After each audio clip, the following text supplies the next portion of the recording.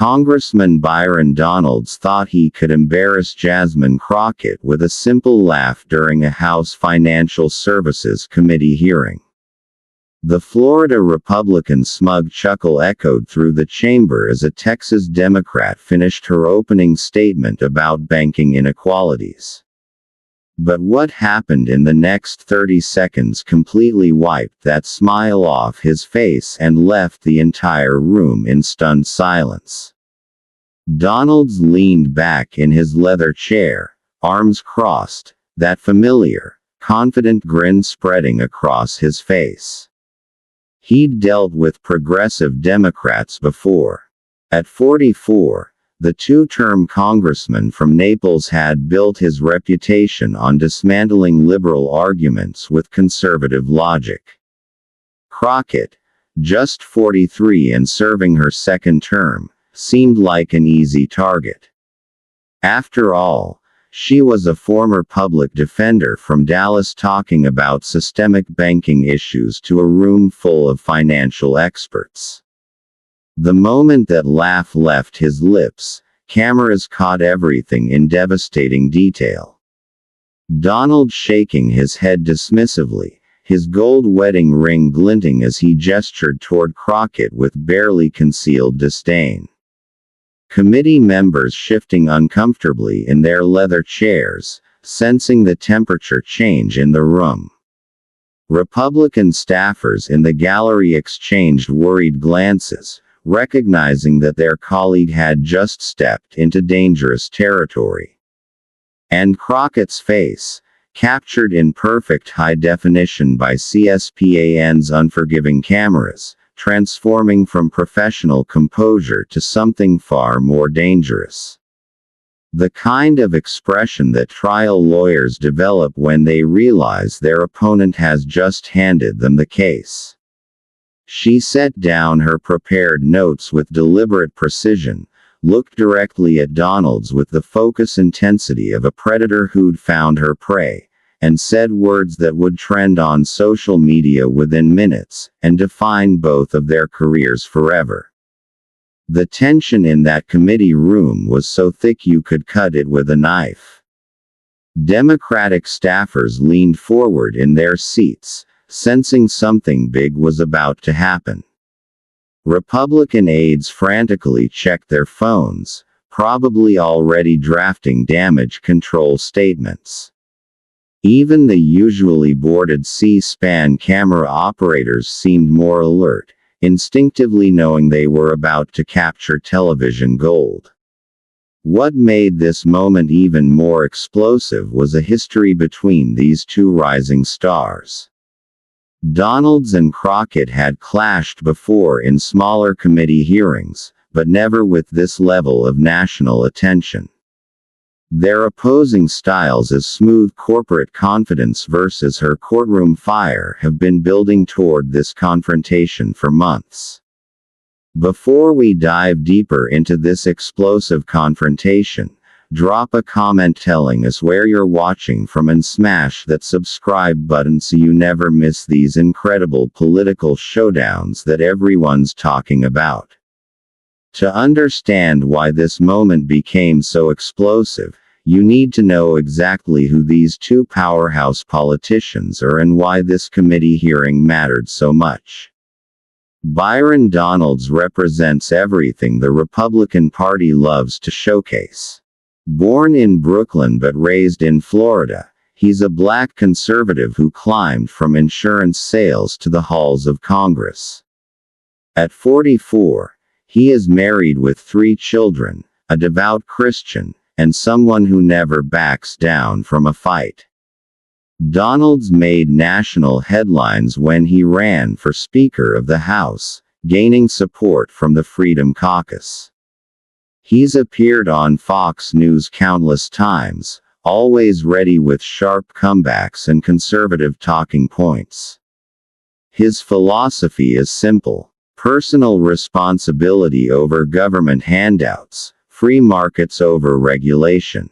That day, Donald sat confidently in his navy blue suit, gold wedding ring catching committee room lights.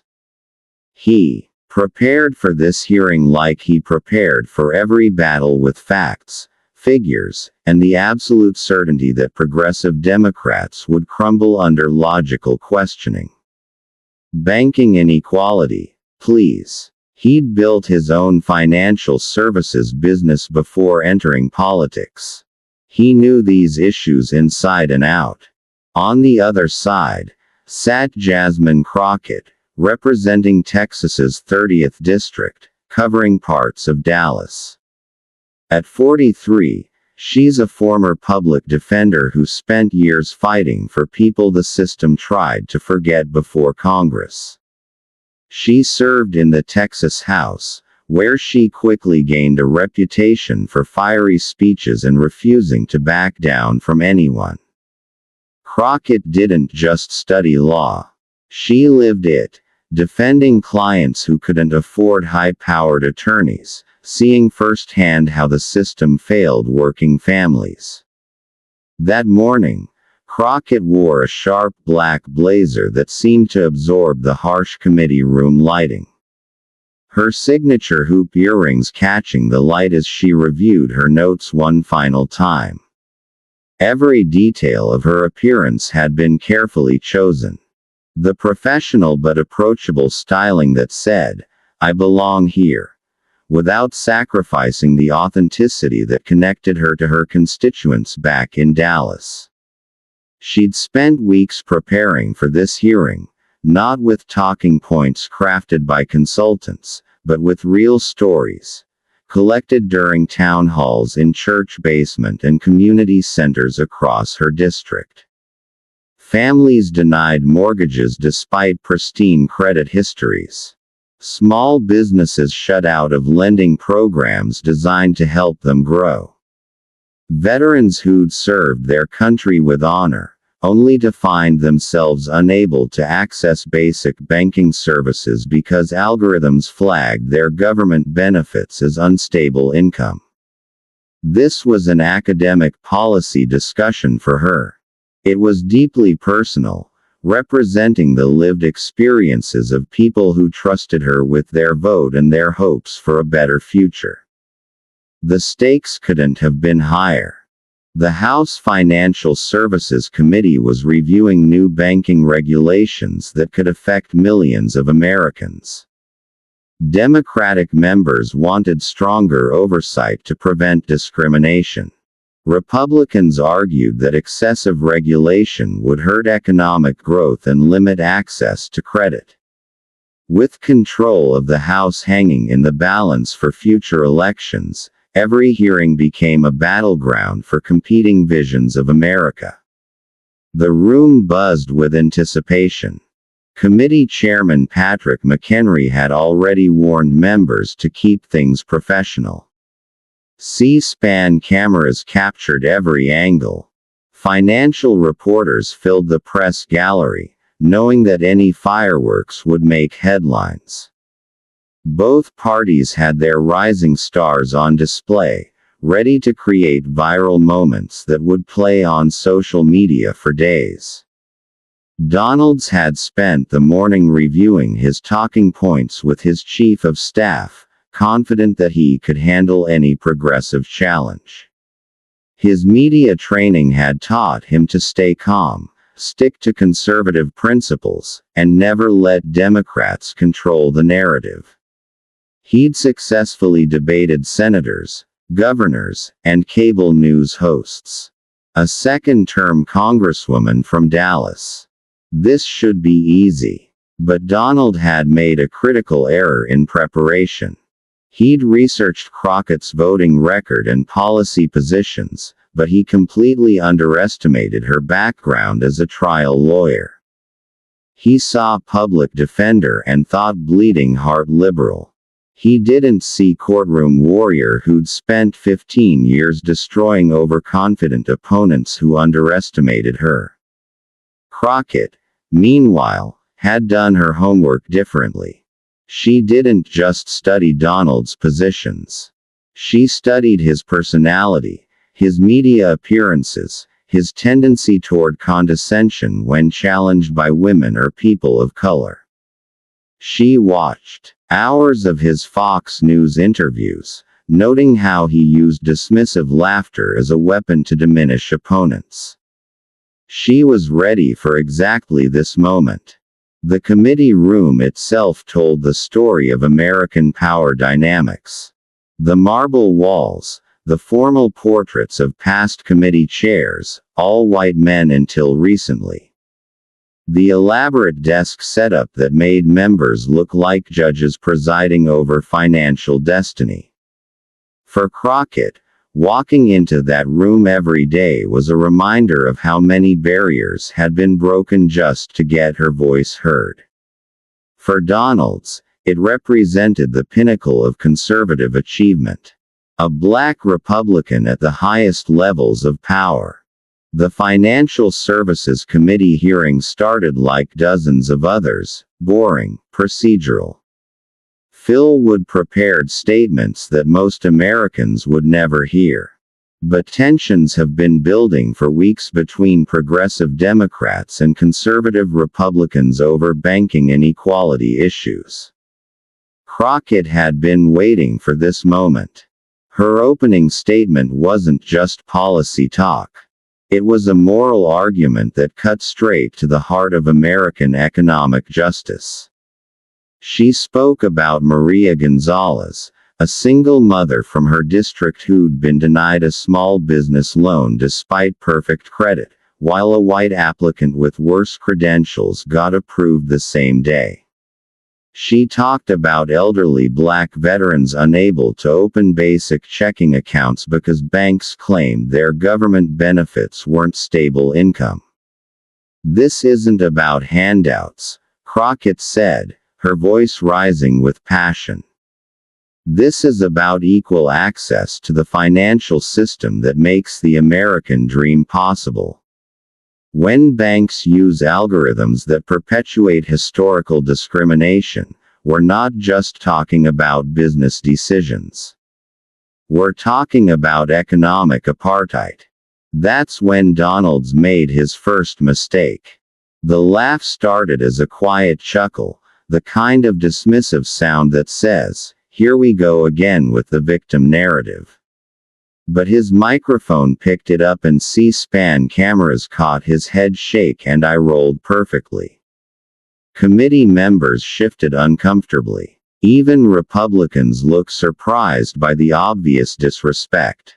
Chairman McHenry leaned forward, clearly preparing to restore order if things escalated. Crockett paused mid-sentence, her eyes locking onto Donalds like a laser sight finding its target. The temperature in the room seemed to drop 10 degrees. "I'm sorry," she said, her voice carrying that dangerous calm that every lawyer learns. "Did something about economic discrimination against black and brown families strike you as funny, Congressman Donalds?" Donalds realized his mistake immediately, but his pride wouldn't let him back down. He leaned toward his microphone, that confident grin still playing at the corners of his mouth.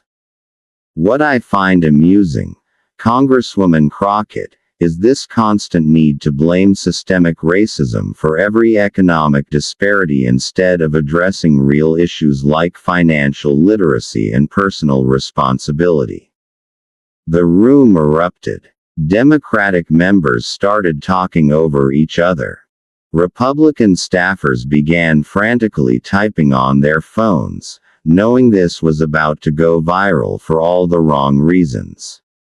But Donalds wasn't finished. His voice carried that smooth confidence that had made him a Fox News favorite. "I've built businesses. I've worked in financial services. I've seen how these programs actually work, not just a cherry-pick stories designed to advance a political agenda. Maybe instead of playing victim, we should focus on teaching people how to build wealth and make better financial decisions." The condescension dripped from every word. The suggestion that Crockett, a Harvard-educated lawyer and former public defender, didn't understand real issues hung in the air like a toxic cloud. Democratic members looked stunned. Even some Republicans went at the tone. But Donald seemed energized by the reaction, feeding off the tension like performer who found his rhythm. And frankly, he continued, his voice gaining strength. I find it interesting that we're hearing lectures about bank inequality from someone whose own district has some of the highest crime rates in Texas. Maybe if we focus on making communities safer, banks would be more willing to invest there.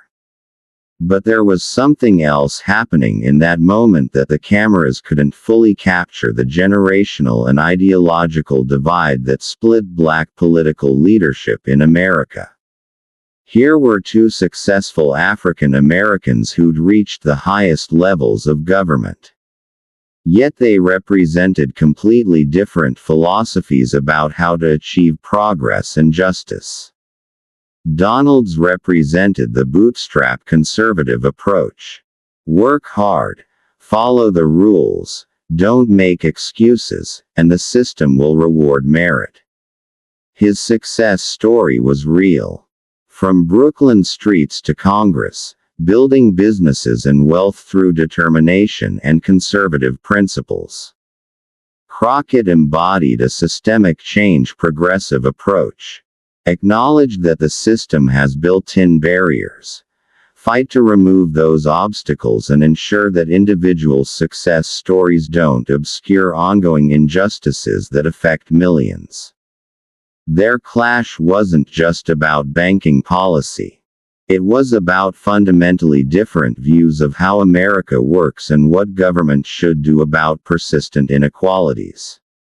The irony wasn't lost on observers.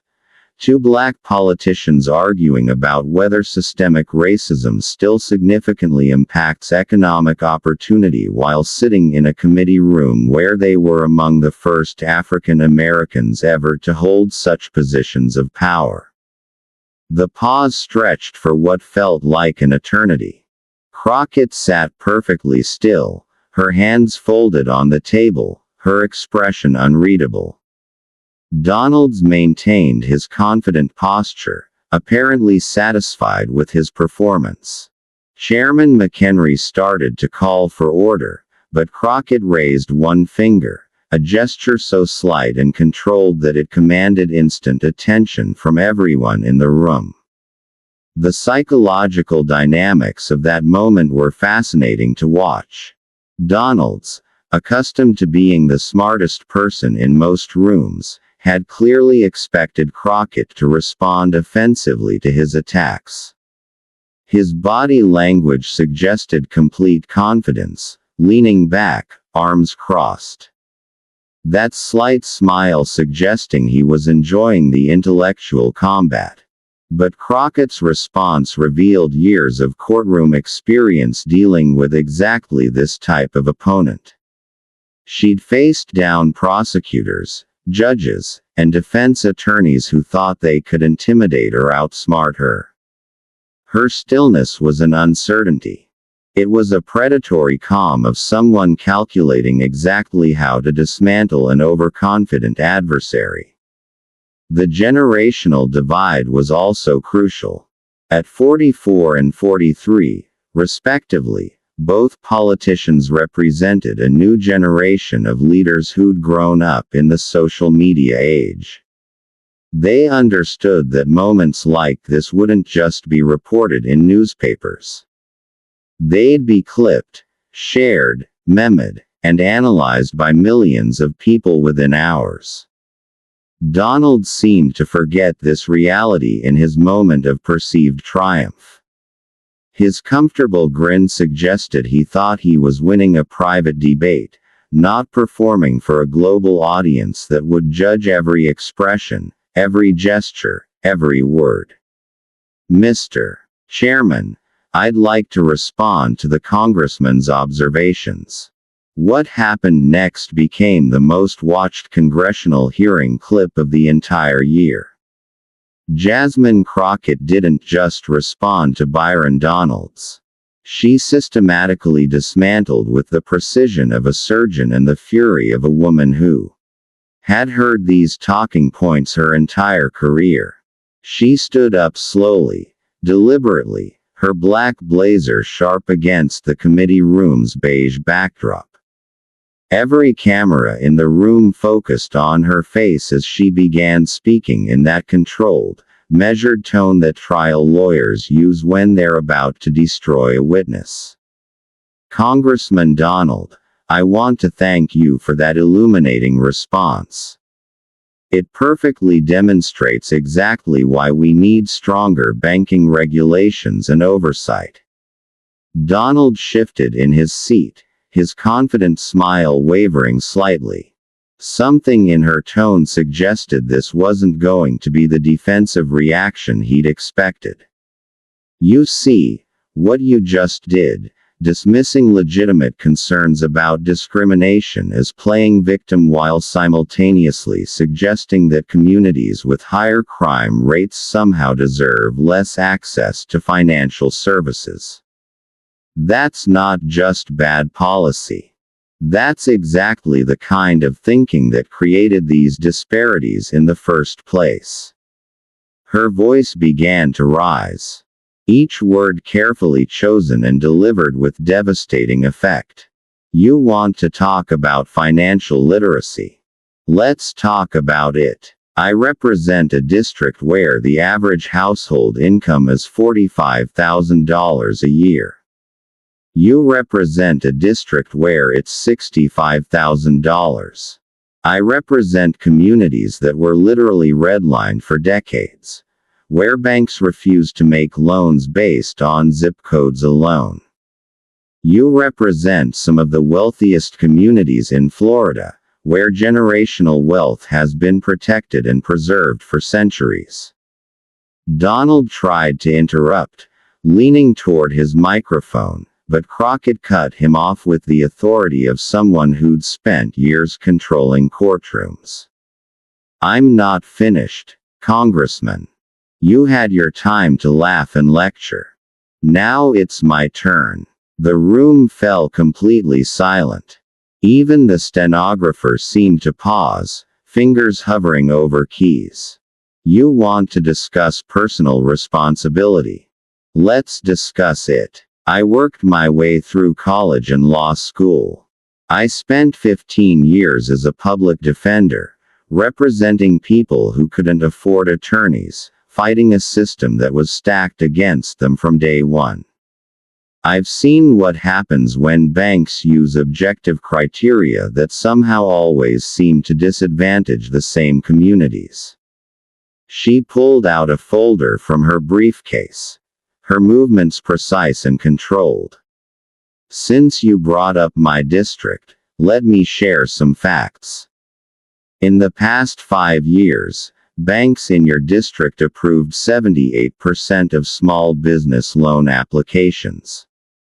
In my district, 23%. Same credit scores, same business plans, same collateral. The only difference, zip codes and demographics." Donald's face began to flush. His communications director, watching from the staff area, started typing furiously on her phone, probably crafting damage control statements. But Crockett wasn't finished. She was just getting started. "You mentioned crime statistics, as if poverty and lack of economic opportunity have nothing to do with crime rates. As if communities that have been systematically denied access to capital and investment for generations should somehow magically transform overnight." Her voice carried the passion of every closing argument she'd ever delivered, every client she'd ever defended, every family she'd fought for. "Let me tell you about Maria Gonzalez, the woman I mentioned earlier. She applied for a $50,000 loan to expand her catering business. Perfect credit score 780, 5 years of profitable operation. But the algorithm flagged your application as high risk because of her address. That same week, a restaurant in your district owned by a donor to your campaign, by the way, got approved for $200,000 with a 720 credit score. The gasps were audible. Even Republican members looked uncomfortable as Crockett pulled out specific documents. "Oh, you didn't know I'd done my homework, Congressman. You thought you could laugh at my concerns and dismiss my constituent struggles with your talking points about personal responsibility." Donalds tried again to speak, but Chairman McHenry, seeing the explosive nature of what was unfolding, gestured for silence.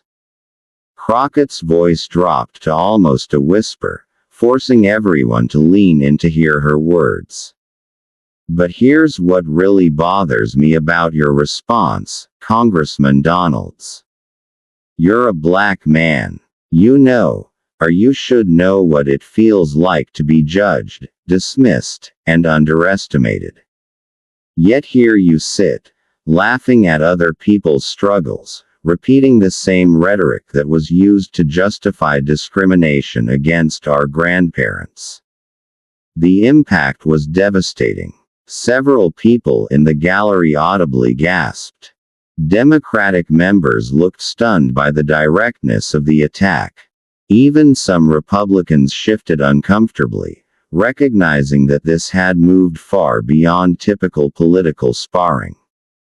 "You built businesses. Congratulations. You know what my constituents could build if they had the same access to capital, the same networks, the same opportunities that you've enjoyed. They could build generational wealth instead of just trying to survive paycheck to paycheck." She paused, letting the words sink in before delivering her knockout punch. "And since you